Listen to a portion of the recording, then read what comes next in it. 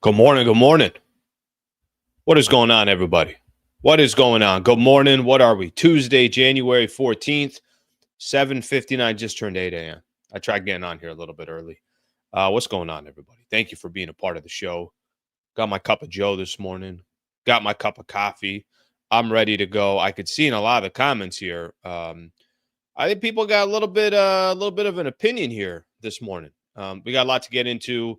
Obviously, I'll give a quick rundown of the show. We'll do that in just a second. I'm gonna take my time this morning. What's the rush? I'll be honest with you. What's the rush? What's the rush?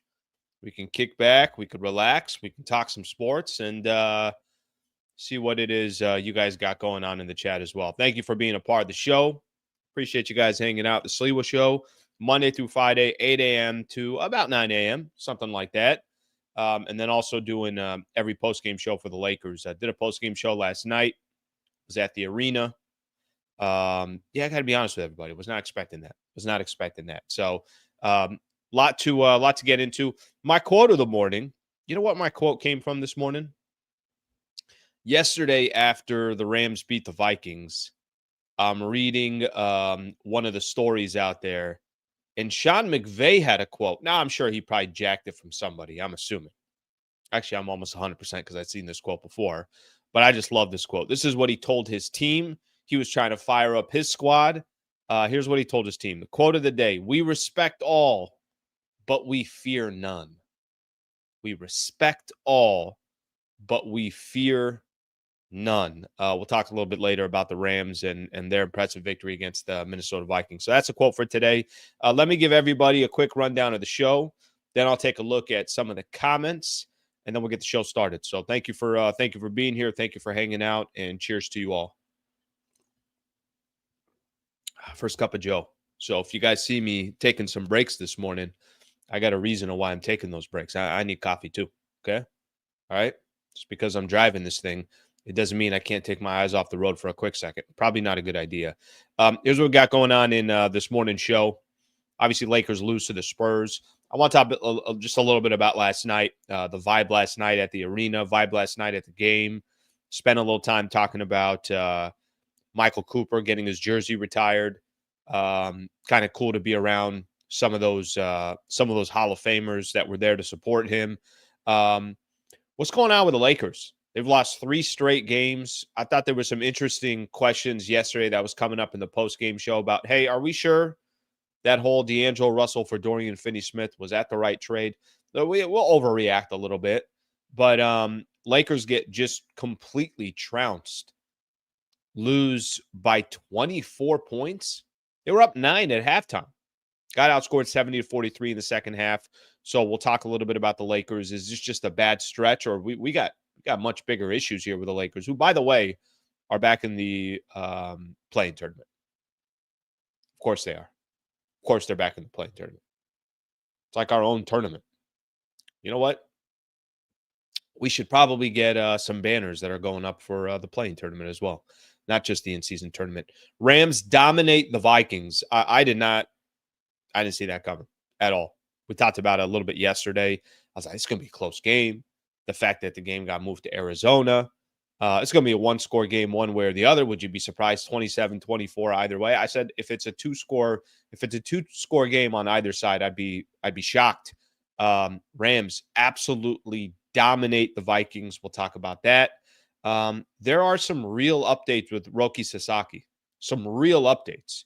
Yesterday was interesting. They were just kind of, this team is now out of the picture. And this team is now out of the picture. The San Francisco Giants, the New York Yankees, the New York Mets, and just kind of going all the way down the list. 3 teams remain. 2 that everybody, that have been reported to be in the mix, and then 1 out of nowhere. I want to play out Roki Sasaki and both scenarios that are more likely of which one he picks from. And I think it's going to tell a lot about him or his philosophy of what he's looking for coming into pitch in the majors. Got a couple NBA stories I want to get into. There was something on Anthony Edwards. There was something on Steph Curry. There was something on, what was the other one? I just saw something this morning about Zion. I want to get into. I don't know if you guys saw that story yesterday on Jonte Porter. You guys remember this? This is the the brother of Michael Porter Jr., the texts he was sending. This is somebody who was caught gambling in the NBA.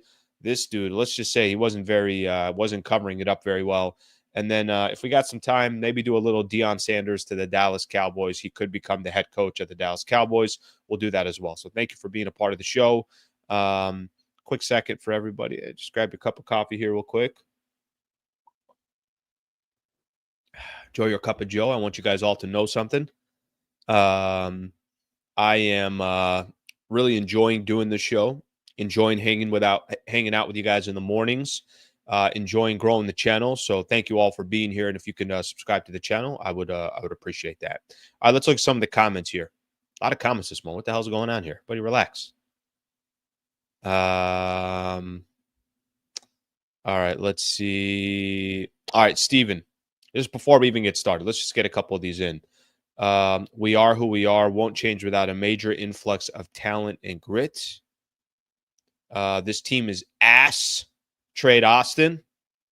A couple Let's Go Rams here. Shake Milton is in the witness protection program. And basically everybody's like, screw getting off to a good morning. Laker in Hawaii has a nice one here. Good morning, Slee. I'm going to make myself a cup of Kona coffee now. Man, that was a frustrating game last night. Team has more than one issue. Okay, so we know that the Lakers hadn't played in almost a week. A week today is when they lost to the Dallas Mavericks. If you guys remember, just that awful loss against Dallas. They didn't have Luka. They didn't have Kyrie. That's when, if you guys also remember this, that's when the fires were just starting. So for those who want to look back a week ago, I remember during the post-game show, I was talking a little bit about, JJ has also mentioned that those fires in the Pacific Palisades, I think at that time, by the time the Lakers had started that game on Tuesday night, I don't even think the Eaton Canyon fire had started. Lakers started, I want to say, 4:30 against Dallas. Eaton Canyon fire started around 6 o'clock. So a lot has changed over the course of the last week. The point that I'm trying to make is we know the Lakers missed 2 games. We know, right now, anybody that's in Los Angeles, it's not just business as usual. It's not. Let's not pretend ourselves like it is, because it's not. So with that in mind, I was kind of curious. I'm like, I wonder how the Lakers are going to react to this game. Sometimes in moments like this, I thought the coach, I was listening to the coach of the San Antonio Spurs, interim head coach for the Spurs while Greg Popovich is out. And I was listening to him pregame, and he had said something, one of the questions that had come out, I think it actually came, Mitchell Johnson is his name. I just wanted to look it up and make sure. Good coach, by the way. Polished youngster, too. Not old. What is he? I think in his late 30s, something along those lines. He had said something. There was a question that came in. Malika had asked a question of, how does your team kind of fight off the emotions here? Because the Lakers are probably going to come out with a lot of emotions. They're playing for something, all that went on in LA. And he said, typically in a situation like this, at some point, it's just going to come back to basketball. So even if those emotions are high in the beginning and a lot of heavy hearts yesterday in LA, and the Lakers were doing what they could through the community and recognizing the community and talking about, obviously what the Los Angeles Fire Department has done, what first responders have done. There was a moment of silence for that. So last night was just not a regular game, but I thought it was interesting what Mitchell Johnson said before the game. He said that emotions will run high, but there's going to come a point at some stage of the game where it's just going to kind of come back more to basketball. And the Lakers last night, when the first half was done, maybe they were riding some emotion. They were up 9. At one point, I think they took a 10-point lead, and it looked like, hey, you know what? Lakers are in good shape here. And I'm kind of saying to myself, I'm like, all right, I'm not surprised or anything. They've already beat the Spurs 2 games in a row. They get back on track. And then by the time, the third quarter was done, you're looking up at the scoreboard and you're like, yeah, it's a real game. What the hell just happened? That was a really, really quick stretch where things changed for the Lakers. And then the fourth quarter, I don't need to tell you guys just how lopsided it was in the fourth quarter. It was one of the worst fourth quarters that I've seen the Lakers play. And I think my problem more than anything else, and I'm sure there's a lot of Laker fans that feel the same way as well. The effort wasn't there. The energy wasn't there. They scored 13 points in the fourth quarter. They got outscored 37-13 in the fourth quarter. They went into the fourth quarter tied. They lost by 24. So if I go back to the quote of at some point, basketball is just going to be played.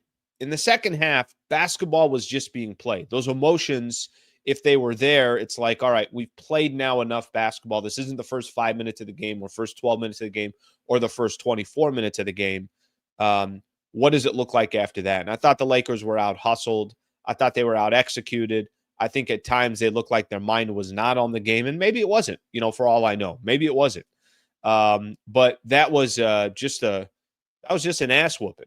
And it's the third straight loss for the Lakers. And this is the question that I'll ask some Laker fans out there. And there's some other things I want to get into about the game yesterday, too, that really didn't have necessarily to do of the actual game. Are Lakers just in this bad little stretch here, or are there bigger issues? Are we sitting here right now and we're saying, okay, they're going to get back on track? They got some home games coming up. I know Miami's coming up. I know Brooklyn's coming up. I know that they'll go on the road against the Clippers, and then they got another game after that. I can't remember off the top of my head, but on the road against Clippers means, they'll shoot down the freeway and eventually 15 minutes away from where they are, 15 minutes from El Segundo. So not necessarily a road game. Are there bigger issues with this team, or is this just a bad stretch? Let me give my thoughts first, and then I'll let you guys react as well. In my gut tells me this is a bad stretch. That's what my gut tells me. Now, I'm not telling you that the team is good enough to go compete for a championship. We've had that conversation before, and there's no need to have that conversation again. But in my gut, the way I look at what the Lakers have done so far this year, kind of the up and down roller coaster that they've been in, went through a stretch where they were playing badass defense, which I thought was starting to turn the season around, and that's why I got them up to a number 3, number 4 seed, or whatever case that was. My concern over these last 3 games, and I think this is fixable, they traded D'Angelo Russell to go get Dorian Finney-Smith, so they become more of a defensive identity team. Here are their last 3 games on the defensive side. 119 against Houston, 118 against Dallas, and 126 against the San Antonio Spurs. That ain't going to get it done. And if I thought they didn't have defensive players, and if I thought they didn't have the personnel to change things around, again, what's the goal? I don't think the goal right now, if you look at this Lakers team, is to say they got to be top 2 in the Western Conference. No, nobody's saying that. But the goal, I think, is very, very clear. You got to at least be top 6. Got to stay in that play-in tournament. If we can get a little greedy, get to the top 5. Is there opportunity to be top 4? Maybe that one's going to be more difficult. I mean, there's still a lot of teams that are bunched up in the Western Conference. But with all that being said, when I look at this Lakers team, I still think they have good enough personnel to be a good defensive team. I still think they have a good enough team to make some kind of noise to allow the front office to then say, guys, we got to go make one more move to try to see if we can get some type of a stretch run that we can make in, obviously a part of the playoffs before February 6th. I still believe that. I don't think the world is going to end. I have not looked at the comments yet. Do I have a feeling that there's going to be a lot of Laker fans that say that this team is trash? It's not good. You know what I was reading a lot of yesterday? That 2 things that I don't know if it surprised me, but it surprised me a little bit. 2 things that I saw on the post-game show last night that surprised me a little bit. One thing was how much Laker fans are upset with Austin Reaves, number 1. And number 2, how quick the message is, are we sure on Dorian Finney-Smith over D'Angelo Russell? Those were the 2 things that came that I don't think I was expecting last night. I know it comes with the territory. It comes with losses. When a team loses, they want everybody fired and everybody traded. When a team wins, they want to give them a 9-year extension. I understand. Everybody's reacting in the moment. I do think the Lakers will turn things around. I do think they have the personnel, and I do think the team is good enough to turn things around. But maybe I got my blinders on. Maybe I'm looking at this team, and I'm trying to be too positive when there aren't, as many positive things that we could be talking about or should be talking about. So Let me look at some of the comments here. Give myself just a second here because God knows what waits for me in the other screen. Sometimes when I go on a kind of a tangent like this, I take off. I'm not even on my StreamYard studio. I don't even see the comments yet. I do that on purpose. Why? Because sometimes you guys throw in comments that will distract me. I'm like, let me just hold up and wait here. But I know they're waiting for me. I know. Everybody relax. Calm down. All right, let's take a quick look here. This organization is in trouble. Last night was unacceptable. Let me actually forward. That was some of the fewer ones. Turnovers were key. 19 turnovers. LeBron had 7 turnovers last night. Okay, these are going to start coming in. I actually think this is a good conversation. We are worse without D'Lo's playmaking. This is a good conversation. Let me say this real quick about D'Angelo Russell. Let me say this about D'Lo. You guys know my thoughts on D'Angelo Russell. I wasn't the biggest D'Lo fan, okay? If there was a parade out there of people loving D'Angelo Russell, I did not show up to the parade. I was good. Hey, Lakers moved on for D'Lo. I didn't have a problem. I will admit this. They have playmaking issues. I will admit that. And whether that's Austin Reaves sometimes getting blitzed, whether that's putting too much on LeBron, like the 7 turnovers last night, whether it's trying to find, I know a lot of people were telling me when the trade went down, hey, don't sleep on Shake Milton. Okay, well, he's not even getting in the lineup now. I will admit that the D'Lo portion of this, either Dorian Finney-Smith is going to have more impact for the Lakers, and he's going to do more for the Lake Show, and you're going to see his stat line and say, that's a nice game from – that's why the Lakers traded for Dorian Finney-Smith, and he's got great defensive stops, or maybe the Lakers end up inserting him into the starting lineup, and he's got an impact, and he's that guy that you can't leave open because he's hitting those threes, or he's not. And if he's not, then I think there are going to be Laker fans that sit there and say, why did we trade D'Angelo Russell? Or why did we trade D'Angelo Russell for this guy and not somebody else? There's a lot of articles that are out there, have been out there since the trade deadline, that the Lakers basically, they can't really go after a Zach LaVine anymore. They can't go after any of these other big-time names. Why can't they go after them? They can't go after them because the biggest piece that the Lakers had in a trade was D'Lo. They got the draft assets, no question about it. But the D'Lo contract, of the expiring contract, you can get him off the books. That was a big piece. So when you lost that, you did lose some of that flexibility. All right, let's keep going here. I know. Let's see. This team was a disgrace. Can't wait till LeBron takes off the purple and gold. Okay, that's a little extreme there. CP3 controlled the pace for San Antonio. We had no player who can control the tempo and set people up consistently. It's a good comment here. You're a CP3 fan or not, Chris Paul ate up the Lakers yesterday. He did. I was talking about in the postgame yesterday. I was talking about how many times did Chris Paul say, why don't we do this? Why don't we just go ahead and have Harrison Barnes post up on Austin Reaves, and we're going to freaking feed him every possession, and let's see what the Lakers do. And to be honest with you, Lakers really didn't make all that many adjustments. And if Chris Paul got the ball back, all Chris Paul would do is say, well, I'm either going to throw it back to Harrison Barnes, or I'm going to find some dude open in the corner or some guy cutting. CP3, who's been in the league for a long time, obviously he's well past his prime, everything else, he had complete control of the game yesterday. That was really disappointing to see. All right, let me get more of these comments here. This is what I want, by the way. I want you guys to, obviously react and give me your opinion and your thoughts and go from there. No one off the bench had 10 points, which is not uncommon. No, that's not uncommon at all, unfortunately, for the Lakers. We should have kept D'Lo and traded Austin. Do you really believe that? All right, let's use this as a conversation real quick. Would you guys really, truly rather have D'Angelo Russell than Austin Reaves? If I could redo the trade and they said, hey, you could throw in Austin Reaves instead of D'Lo, I'll throw in D'Lo 100 times out of 100. And I don't think I'm hating on D'Angelo Russell. There's a lot of factors that come into play. Austin Reaves was wildly more consistent than D'Angelo Russell this year. Austin Reaves actually looks like a player that you want to build for in the future. He's got one of the most He's got one of the best contracts in the NBA as far as value goes. No, I'm not trading Austin Reaves for Dorian Finney-Smith. I'm not. All right, let's keep going here. And we could disagree. That's okay. We can definitely disagree. And by the way, if you disagree with me, I encourage you. I really do encourage you to put in more of these comments here. All right, let's see what else we have here.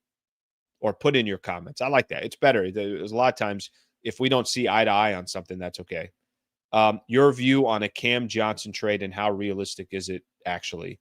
Let me tell you this. Here's what it sounds like.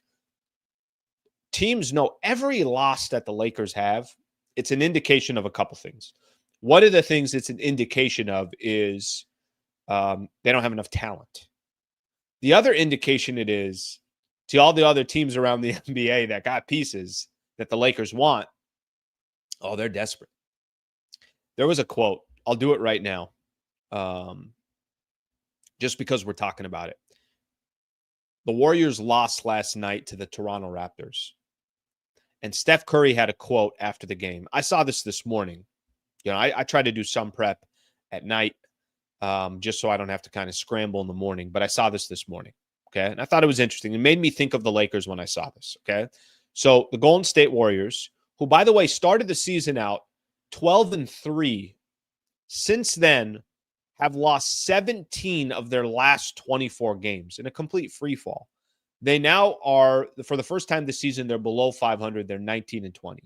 Here's a quote from Steph Curry after the game last night, okay?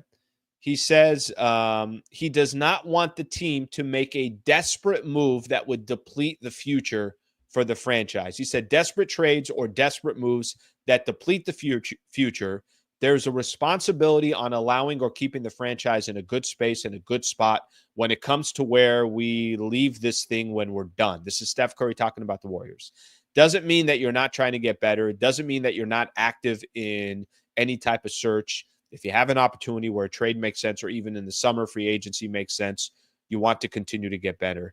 Nobody wants a stale situation when you're passing up opportunities, but it doesn't mean that you're desperate, just flinging assets all around the place just because you want to do something. Why is that quote kind of resonate to me? And I think it should resonate to Laker fans, because are the Lakers going to be in a position by the time we get to February 1st where it feels like they're in a desperate, dire need to go make a move that's going to hurt the future of the franchise? You know, let me give you guys some examples here. And by the way, this isn't coming from their president of basketball operations. This is not coming from their head coach. This is coming from their star player in Steph Curry. You know who's not going to have a quote like that, but it's not his responsibility to. LeBron's not going to say, no, don't go use the assets. LeBron's going to say, use the damn assets. I'm trying to win right now. I don't care what this franchise looks like in 4 or 5 years. But it's not Bron's job to care about that. Steph Curry's relationship with the Warriors is different than LeBron's relationship with the Lakers, right? LeBron's relationship with the Lakers is, hey, I came here when no other free agent was coming to the Los Angeles Lakers. I made you guys interesting again. Oh, by the way, I also helped bring you Anthony Davis and an NBA championship. Go do what you got to do. Steph Curry's relationship with the Golden State Warriors, it's different. He's wore one jersey. He hasn't been anywhere else. Maybe he does see the writing on the wall. Whatever move you guys go make, it's not going to be good enough for the Golden State Warriors to truly compete in the Western Conference. Maybe that's what Steph sees.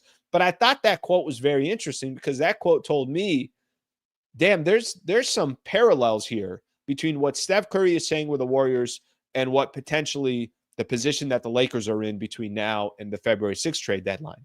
ADI, I know your comment, all you were trying to ask me was about Cam Johnson, and I went on a tangent there. I'm sure ADI is sitting back right now and saying, Al, where'd you go, bro? All I asked you was, do you believe that there are aliens in the world? And you went off on this tangent for 30 minutes. The point on Cam Johnson, is it realistic? I'll tell you what's realistic. You're not making another move that's truly impactful to this team without using your draft capital. And I'm not talking about second rounders, I'm talking about first rounders. So the question's going to be, what's the price of Cam Johnson? Is it costing you 1 or 2 first rounders?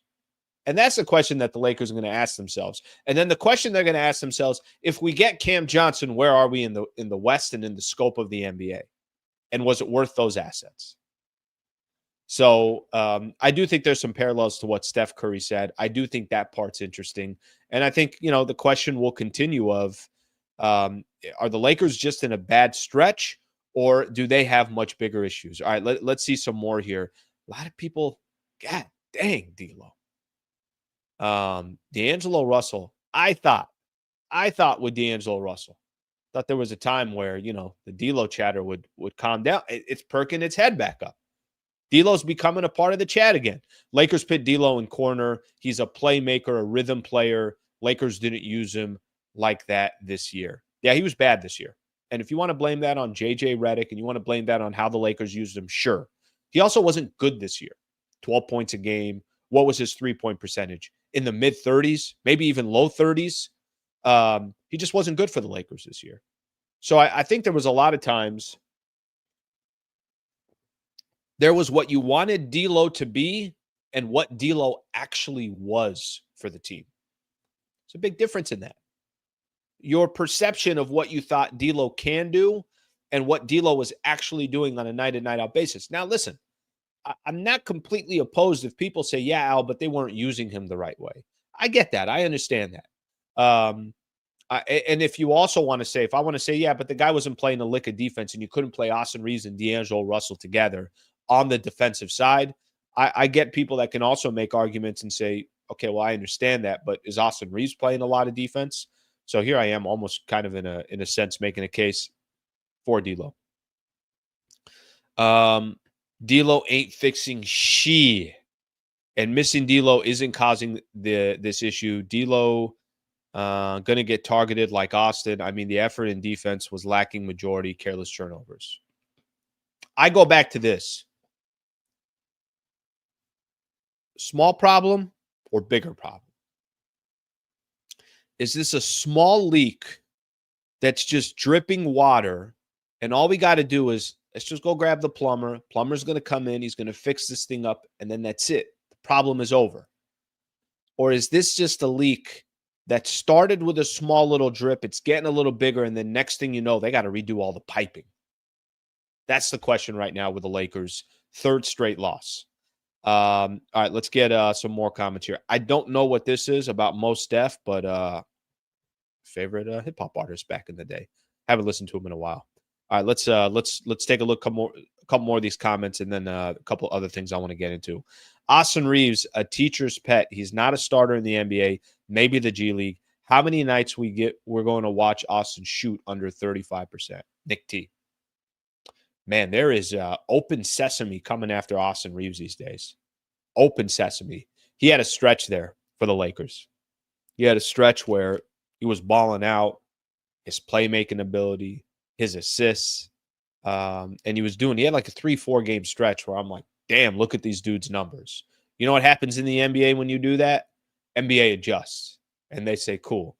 What are your strengths? We're going to find a solution to go against those strengths.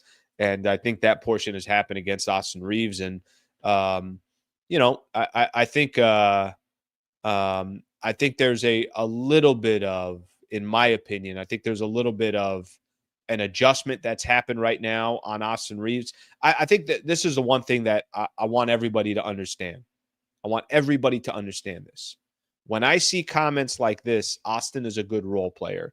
When I see comments like Austin should come off the bench, when I see comments like that, this is a video that I did last week. Here's the one question that I'd have for everybody on here that says that. What's the other option? What's the other option?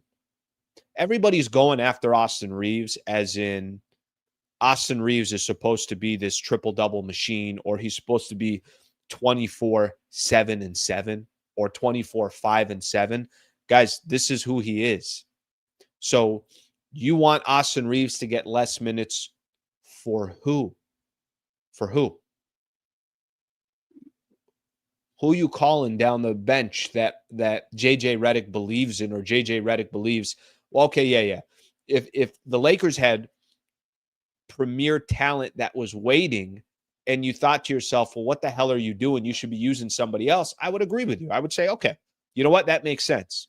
But I don't see a solution on there. And for those that want to make it like Shake Milton is Mike Conley or Chris Paul, if your argument is, well, let's try Shake and just see what he can do, that part I'm okay with. But I also don't want Laker fans to all of a sudden think in their head that there are better options out there that you can rely on. So, all right, that went long. You guys want to come at me? I'll come at you. Okay?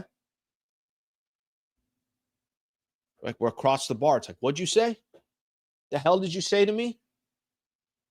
Of course, you got to have somebody holding you back, right? Because if nobody's holding you back, I'm not actually going across the bar to approach you. You guys know what I'm talking about. It's like the NBA. It's like every NBA fight. Nobody goes at each other unless somebody's in front of them. I'm going to need 3-4 people in front of me because if they all get out of the way and it all just kind of clears up, and now the guy that's yelling at me is right in front of me, now it's, hey, can I get you a drink? What do you want from the bar? Huh? A little Red Bull vodka? How are people drinking? Are people still drinking Red Bull vodkas? Might be the most disgusting drink. Somebody want to tell me back in my earlier days how the hell I would have a Red Bull and vodka. What was going on with my heart? All right, that was good enough there on the Lakers. We laid into them enough. Okay, we laid into them enough. All right, let's kind of keep the show moving here. Do I do NBA right now? Where do you guys want me to go with the show? I do got to do this.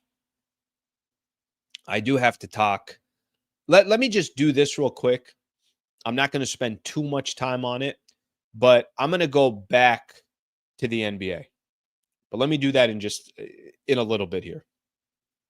Let me real quick just kind of hit on that NFL game last night. It was a Monday Night Football game. And then I want to go back to part of my experience last night at the game. Lakers, and kind of there for the Michael Cooper hanging his jersey up. Okay. All right. So real quick here on the Rams, and real quick on their game against the Minnesota Vikings last night. Damn, was that impressive. What a route. What a freaking route. Rams just absolutely dominate the Minnesota Vikings. Let me, there's a couple of angles that I want to take here. But first thing I want to talk about is there are certain franchises in sports that you just kind of look at them differently. I never looked at the Rams this way, but since Sean McVay has been there, and really since they've moved to Los Angeles, it's like, yeah, they're always in the mix. Yeah, that's a team.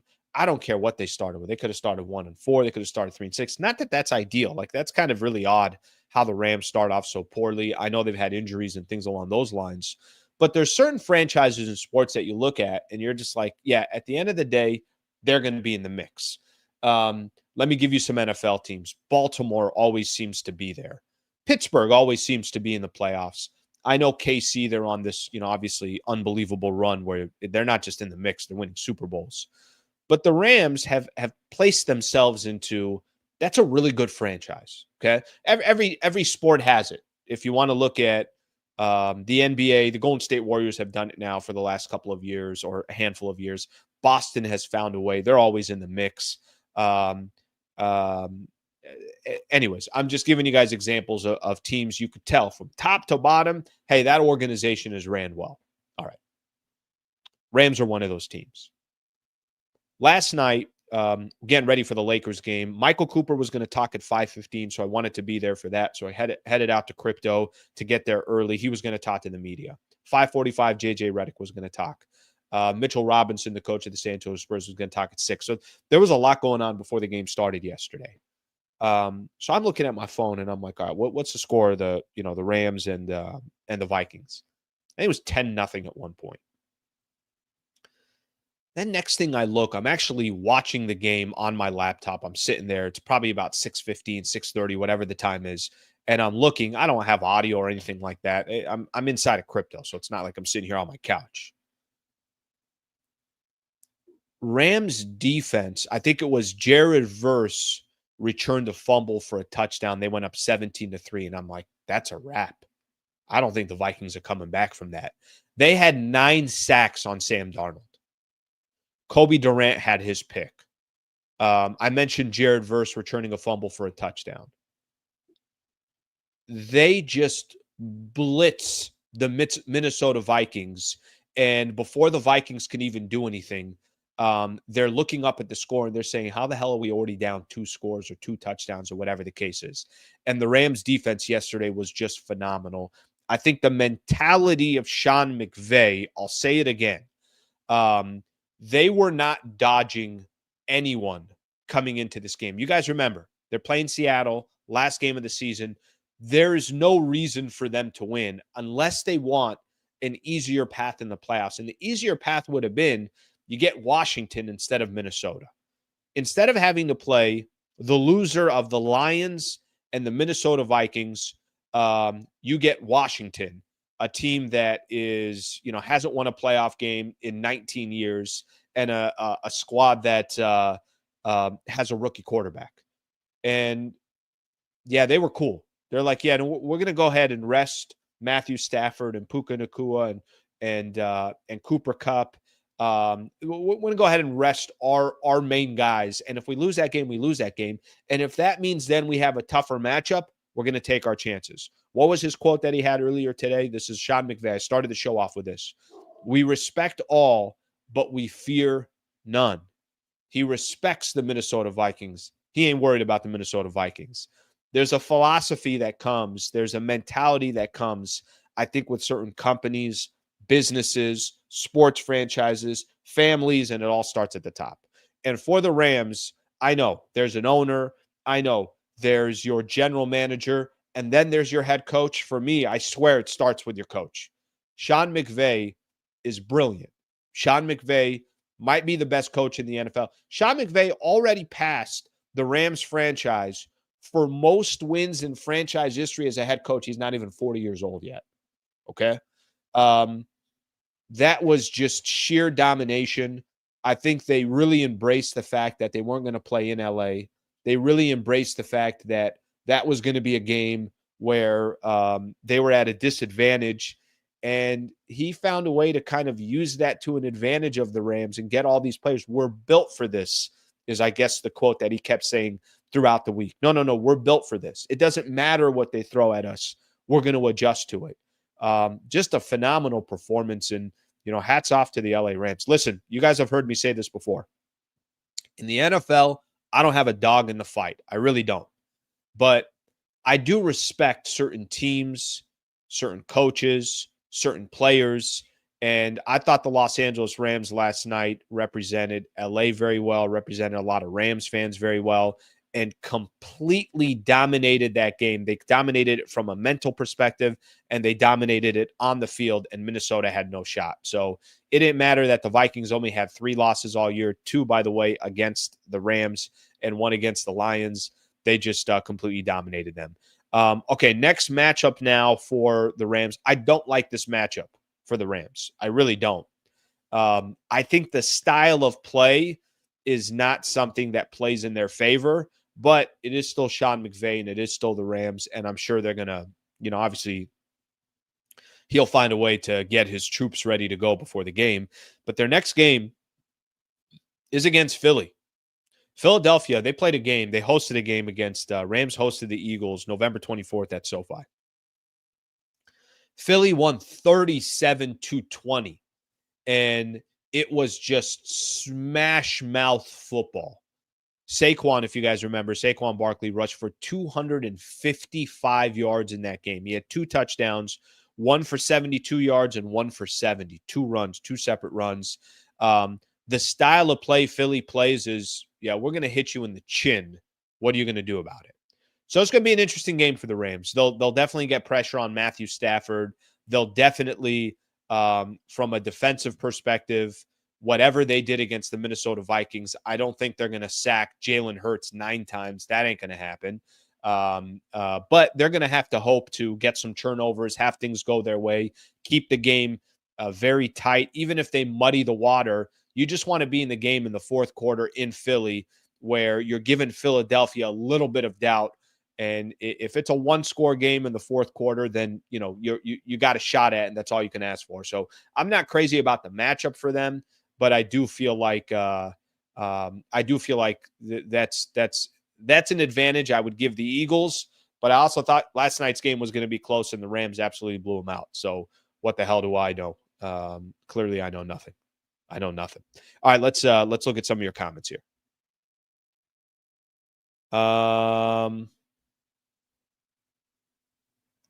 Barkley will run the Rams. How crazy is that?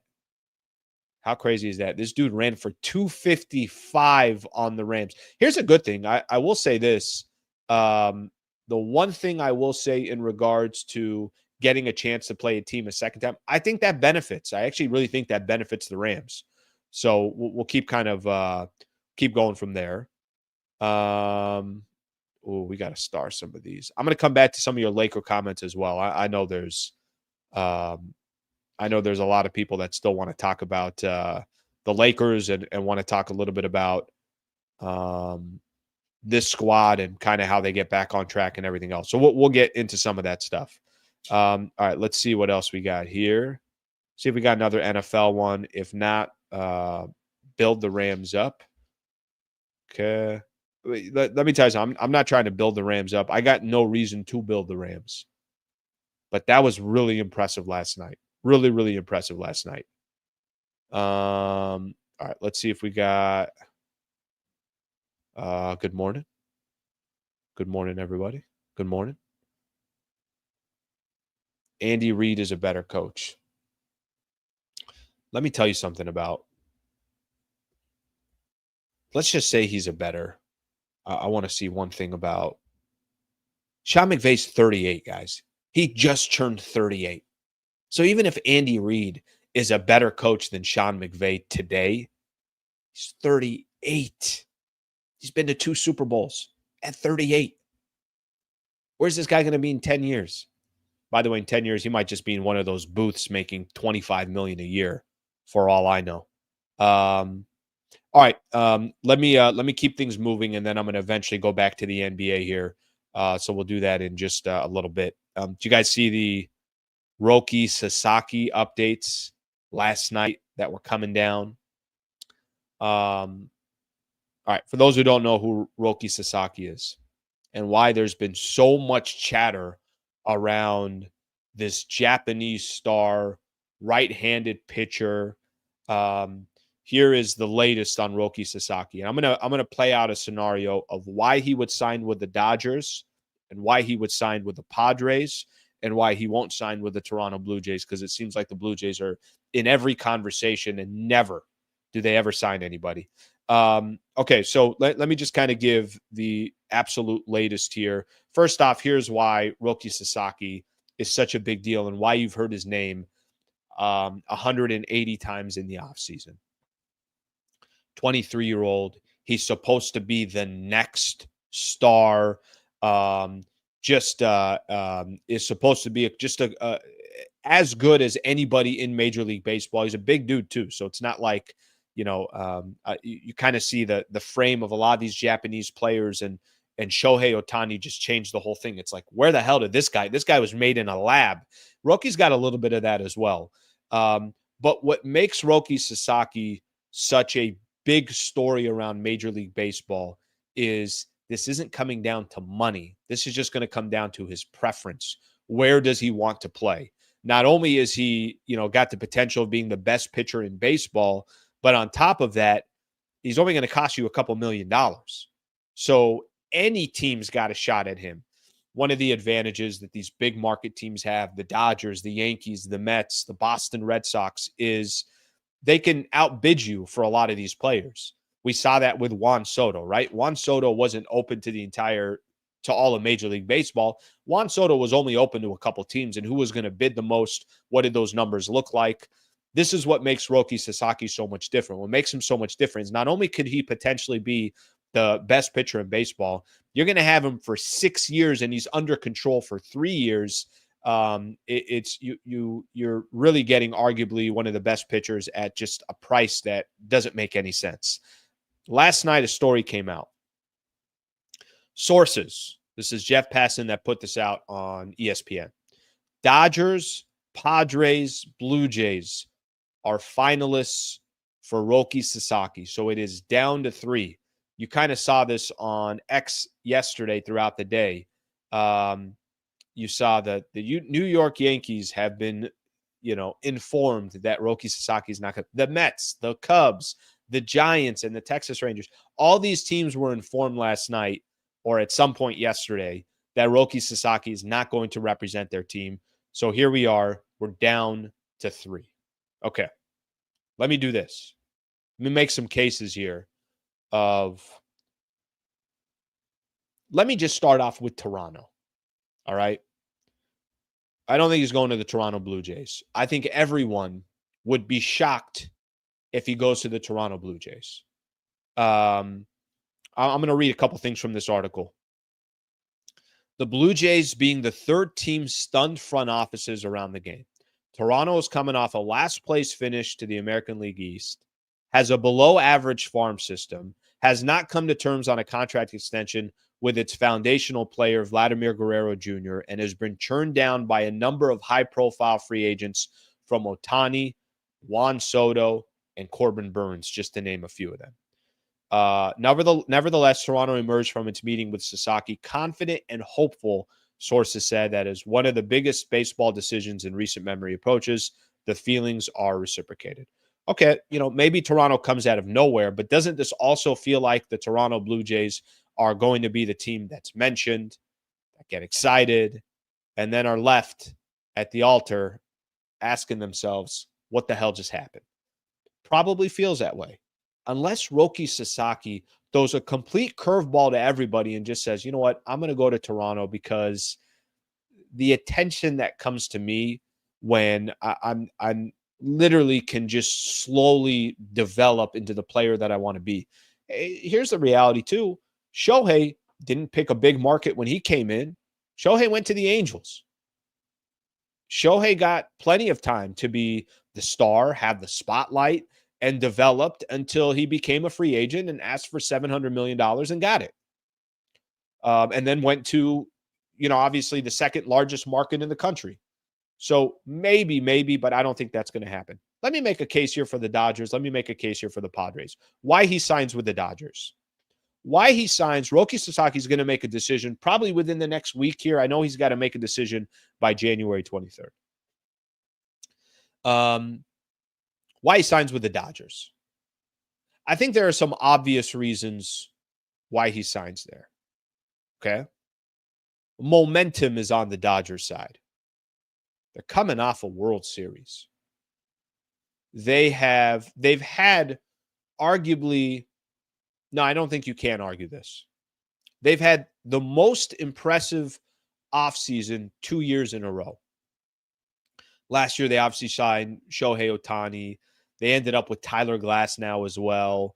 They signed Yoshinobu Yamamoto to $325 million, the richest contract in baseball history for a pitcher. Teoscar Hernandez. I mean, what more can you ask for? And a lot of these players weren't necessarily available towards the postseason, and they still won a World Series. Okay? They are right now the team everybody's chasing, and it's not even close. So if Roki Sasaki joined the Dodgers, in my opinion, it's just kind of like, well, yeah, that's probably where he was going to go anyways. Okay? Why else would he join the Dodgers? A, you have, like I mentioned, the ability to win. B, you got Shohei and Yoshinobu Yamamoto who are already there. Two players that can easily kind of ease him into Major League Baseball. And I think there's going to be a little bit of all those guys are going to be getting a lot of the attention, including Freddie Freeman and Mookie Betts, that he's going to get attention, but it's not like all the attention is just on him the entire time. All right.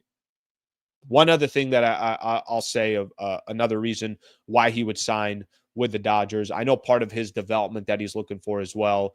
They're probably going to use a 6-man rotation, and they're not going to be dependent on Roki Sasaki to go win a World Series or go compete for a World Series.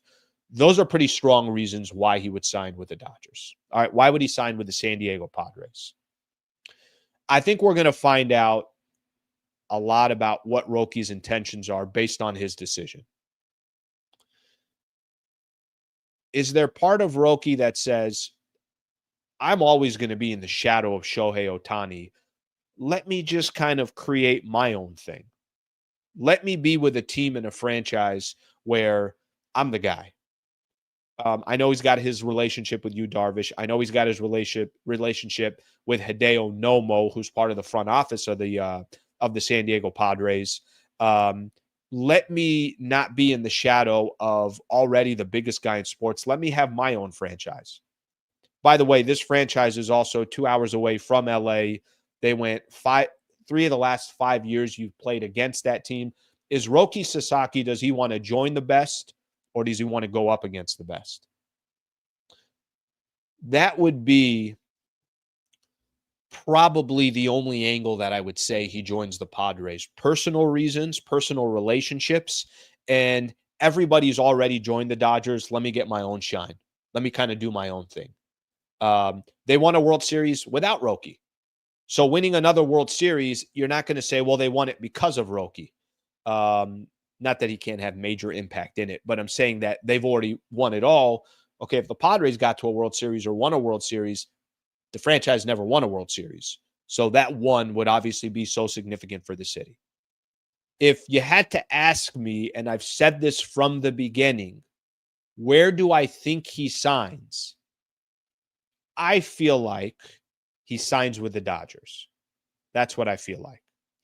But part of that also has to do with there's been just this crazy momentum towards the Dodgers that I don't know how that momentum is going to stop. And Roki Sasaki could very easily just be another player that's added to a franchise that doesn't even need him. It's a luxury. It's not a necessity. For every other team out there in Major League Baseball, it's a necessity. I'll use the Padres as an example. If they don't get Roki Sasaki, I have no idea how they're going to compete next year. Even with Roki Sasaki, there's no guarantee that they're going to compete. They got to figure out their contract with Michael King. Is Dylan Cease going to be around? Luis Ariz, are they trading him? Are they keeping him? Jurickson Profar, what kind of money are you going to give him? There's a lot of things that the Dodgers have done in the offseason to separate themselves, not just from the Padres, but from all of Major League Baseball. The Diamondbacks got better in the offseason. So there's a lot of question marks, but that's the latest on Roki Sasaki. And I'll go back to what I just said. If you said, you guys know my stance. You guys know where I am in this. I'm a Padres fan. But I've said this from the beginning.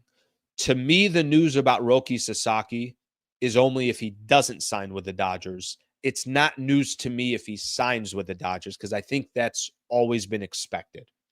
It doesn't mean that you can't get close. It doesn't mean that other teams wouldn't be interested. But at the end of the day, nobody cares about, well, he really liked this team, but he didn't sign with them.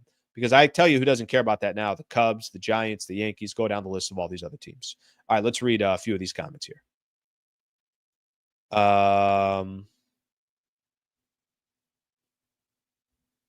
Craig, Padres can't even get a decent TV. Can I tell you something about that? There is such a disparity right now in Major League Baseball. And it's not just the Padres. There's a lot of teams that had these deals with, I think it was Bally's, which is the Diamond Sports Group, and everything else. There is such a disparity right now in baseball between the teams that are rolling and the teams that are not. They got to figure something out. You got to have somewhat of an equal playing field here. And am I talking for a smaller market? Sure, I am. But I think it's safe to say you want to make sure that when you walk into a season in whatever sport it is and whatever team you're rooting for, are we sort of at an equal playing field? And right now, that's not the case. So Major League Baseball has got a lot to figure out, not just for the Padres, but for a lot of these teams that don't have local deals. All right, let's see what we got here. Dodgers are a Japan team. I can't argue that. They may very well be. And maybe Roki Sasaki is literally just another player that's going to add to the mix. And we might be looking at the Dodgers for the next 5, 7, 8, 10 years, whatever the case is, where it's like, yeah, the best players from Japan just go there. All right. Padres will be Sasaki's team. If he joins them with Dodgers, he's the third best. Yeah, listen, I'm hoping. Let me tell you guys a quick little story on this because this happened last year. I thought when Shohei signed with the Dodgers, I was like, I don't know if Yamamoto's going to sign there. I'm like, why wouldn't Yamamoto? Isn't this guy just going to go to New York? Isn't he going to go to Boston? Isn't he going to go to Chicago and just say, okay, Shohei, you got the full complete spotlight in LA. I'm going to go get the spotlight in New York. I'm going to be the main guy, the endorsements, everything else. So you go own the West Coast. I'm going to go own the East Coast, or I'm going to go own the Midwest or something along those lines. Where did Yamamoto end up going? He went to the Dodgers. So I thought last year there was going to be some of that might come into play, and it wasn't the case.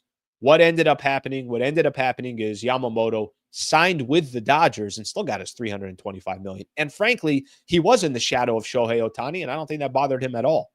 So I guess the question's going to be, is that important to Roki or not? I've said this before. I mentioned that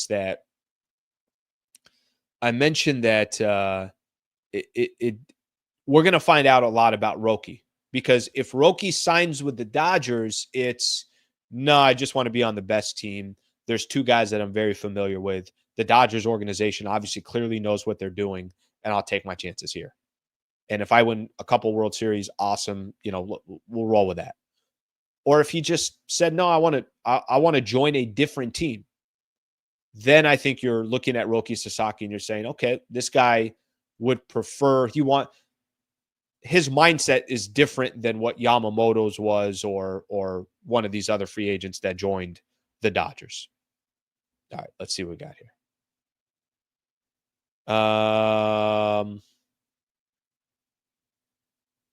Blue Jays have a better shot than the Padres. All right, we'll see. We'll see. I will say this. From the beginning, the Padres were always in the mix. But being in the mix doesn't mean shit. You either got the guy or you didn't get the guy. If he signed with the Dodgers when being in the mix doesn't mean anything. It's actually even worse. I'd rather not be in the mix at all than it comes down to the wire and it's like, we went with somebody else. Our Padres have pretty good chance to be a Padre. It all depends on upcoming Dodgers second presentation. I don't know, man. I think for me, I feel like that I don't know what to tell you. I feel like at the end of the day, he's probably going to end up signing with the Dodgers. That's how I feel. So let's see what happens here. Okay. By the way, and I know you guys know this, I go very heavy NBA. I go very heavy NBA on the channel because I know there's a lot of NBA fans on here, obviously a lot of Laker fans and everything else. But there are times where I got to make sure I get into some of this other stuff. And, I want this show to be a 12 months out of the year show. And in order to do so, I got to be able to also, fire off some stuff that I think will be of interest as well. And I'll try to make it, obviously as local to Southern California as possible. All right, let's go back to the NBA real quick. Can I share a quick story with you guys? You guys don't really have a choice. So whether you guys say yes or no, you don't have a say in the matter. Why? Because I have all the controls here. Do you guys see this story? I'm sharing this story with you. Jonte Porter. Okay, a couple NBA stories that I want to get into, and then we'll keep the show rolling here. All right, let me show you guys this. Jonte Porter. Jonte Porter, if you guys remember, was banned from the NBA for betting. Jonte Porter, let's read this together. Reportedly used to text bettors during games to provide them with updates. I went back to the locker room to get eye checked on. I don't know if I'm going to play much more. I'm not starting second half. But if it's garbage time, I will shoot a million shots. What? Was this guy really? I mean, you want to talk about being involved. Oh my gosh. Damn. There is one thing. There is one thing that I will say in regards to kind of where we are right now in sports betting. Look, we all know it. Wherever you look now, Underdog, DraftKings, Prize Picks, go down the list of all these different. They're everywhere. FanDuel, everywhere you look now, somebody's telling you download the app and bet during these games, bet before the games. And listen, there may very well be a partner that's a part of this show that's going to be one of those. I will just tell you, if and when that happens, and I have been in touch with many of them, if and when that happens, there's going to be my own personal approach to it, which is going to be, okay, yeah, you can go ahead and do it, but you got to do it responsibly. It would be the equivalent of me sitting here and telling you, we have a beer sponsor on here. Okay, well, if we have a beer sponsor on here, I'm not going to tell you to go drink in the morning or go get behind the wheel when you go drink. There's a portion of this where you have to be responsible. But everywhere you look now in the world of sports gambling is everywhere. This man was texting bettors during games and giving them updates. Oh my gosh. When I saw that report yesterday, NBA Central put this out. When I saw that report yesterday, it just kind of takes you behind the scenes. Part of me, I don't know if people are going to have sympathy towards him or not. Part of me feels bad. I think, I don't know people's situation. I probably typically kind of fall on the lines of finding the good in people rather than the bad in people. I don't know his situation, his predicament. I have no idea. But this man went far enough to, during games, to be texting and letting these people know what the situation and what the update was. That's crazy. That is crazy. This guy is oblivious. Too bad he gambled his career away for a bet. Dang. No, I'm with you on that. I mean, that's it. Like, if you love the game of basketball, if you loved, if this was something that, was important to you, and then now that's it. It's gone. You can never play the game again at a professional level or anything like that. So that was a story there I just thought was wild that I wanted to point out here real quick. All right, let me see what we got here. Yeah, the sports betting world is interesting, and I'm going to be honest. I'm going to have some decisions to make here too, in regards to that. You guys know that they're everywhere, but yeah, I it just kind of comes with the territory in this field. It comes with the territory where you got a lot of these companies obviously now promoting sports gambling. I think there's a way to do it. I think there's a proper way to do it. I think there's a responsible way to do it. But you're right. You're inundated. Everywhere you look, they got another company that's representing this brand, that brand, or whatever the case is. And it's in all the sports. They opened up the floodgates, and it's certainly everywhere now. All right. Let me get a couple of these comments in. They throw around a lot of money. Oh, you couldn't believe. And I could tell you this because, first off, I had last year, if you guys remember, Underdog Fantasy was a partner on this channel. I was working also when I was at 710. I was working with another one of them. They throw around money like crazy.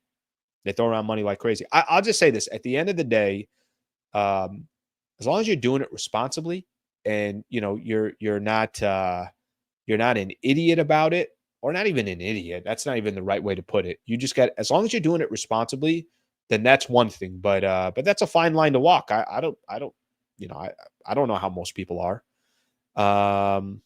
Sports gambling has been here forever. You're right about that, but look how easy it is now, right? Just kind of download the app and then bam, you're doing whatever you're doing.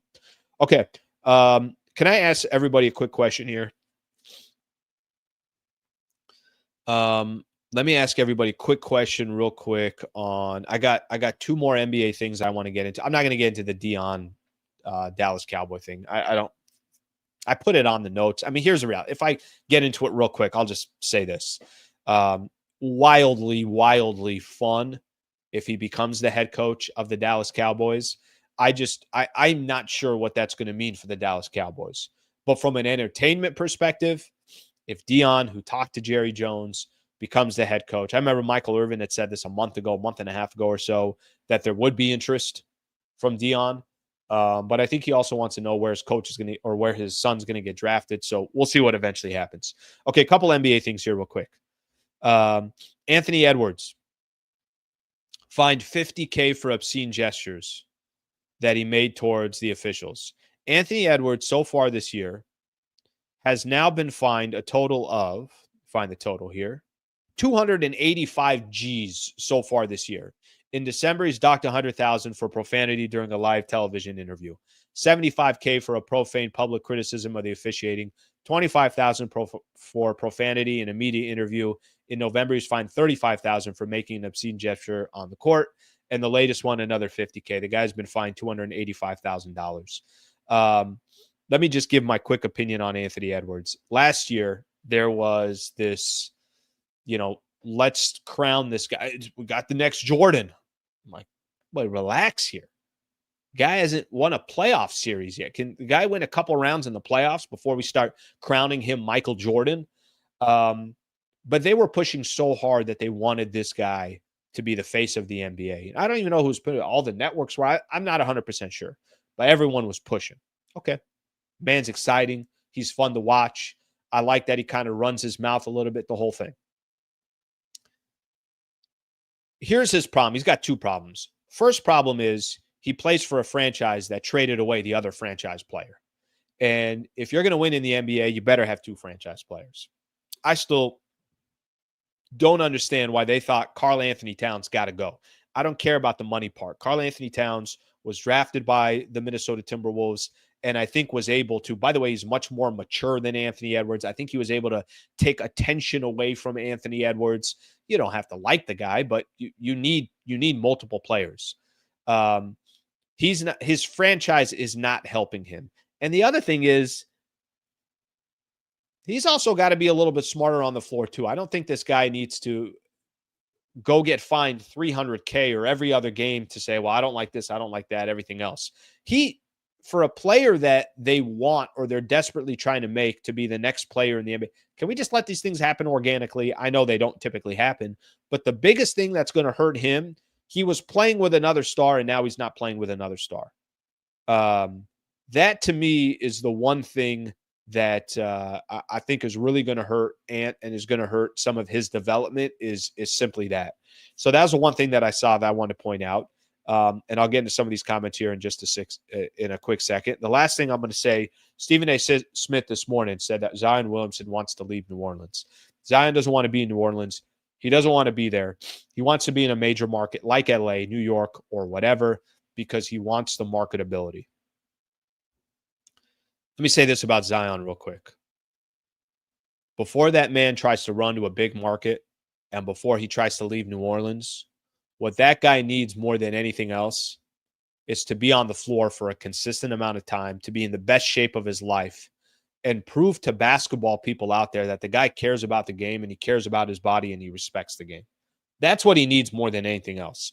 So whether he wants to come to New York or he wants to come to LA or he wants to play in Chicago or one of these other big NBA markets or whatever the case is, I don't think this guy has shown that he's professional enough to where you want to say, here are the keys to my franchise.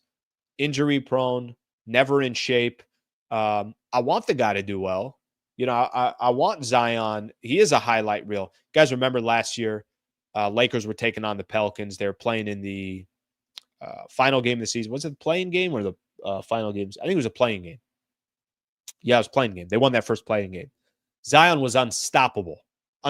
Lakers had no answer for him. And I think the Lakers lose that game if Zion stays in the game and he's healthy. The problem with Zion, if I said, tell me what you think of, when I say Zion Williamson, what are the first things that come to your mind? First things come to my mind is he's out of shape, and he's never on the floor. And he's a highlight reel. But look at the three things that are associated with him. You can't have that. If this guy gets traded, he doesn't get traded. He wants out of there. He doesn't want out of there. The perception of Zion Williamson is not a good perception. And if this dude, if the quote that I'm reading off from Stephen A. Smith is that he wants to leave because he wants the marketability, if he said, I want to leave because I'm trying to win an NBA championship, then I would respect that quote a lot more. If his quote was, I don't care where I go, I just want to compete for a championship. If it's something like that, then I'm like, all right, this guy's he's at the right headspace. This is where he needs to be.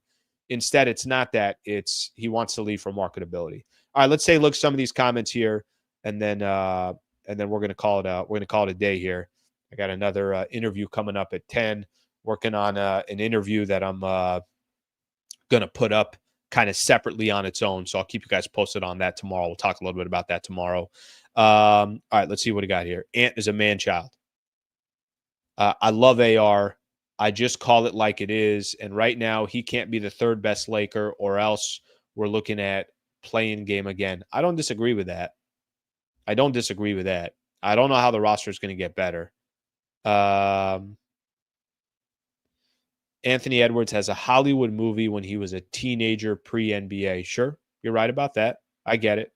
But at the same time, like I said from the start, I think the Timberwolves are not helping him. Zion wants to be in a donut shop. Listen, this unfortunately that these are all the things that have been said about Zion, and the only way that perception changes is if he changes it. All right. Zion looks entitled and spoiled to me. All right, my people. I appreciate it. That was fun. Great show today. A lot of good stuff. A lot of good stuff around the Lakers early on.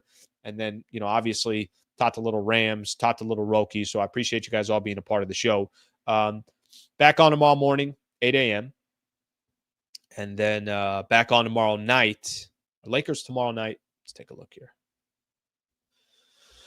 Let's take a look here just to make sure. I also want to see what time the game is tomorrow. All right, Lakers will be back on tomorrow night. They got Miami, and it's a 7 o'clock tip-off. Tough game tomorrow. Miami's 20-18. Lakers are 20-17. They've lost 3 games in a row, so a lot going on there. Thank you for hanging out. Appreciate you guys being a part of the show. If you don't mind, please subscribe to the channel, and I will be back with you guys tomorrow morning. Thank you, guys. Thank you. Get the hell off the channel. Get the hell out of here.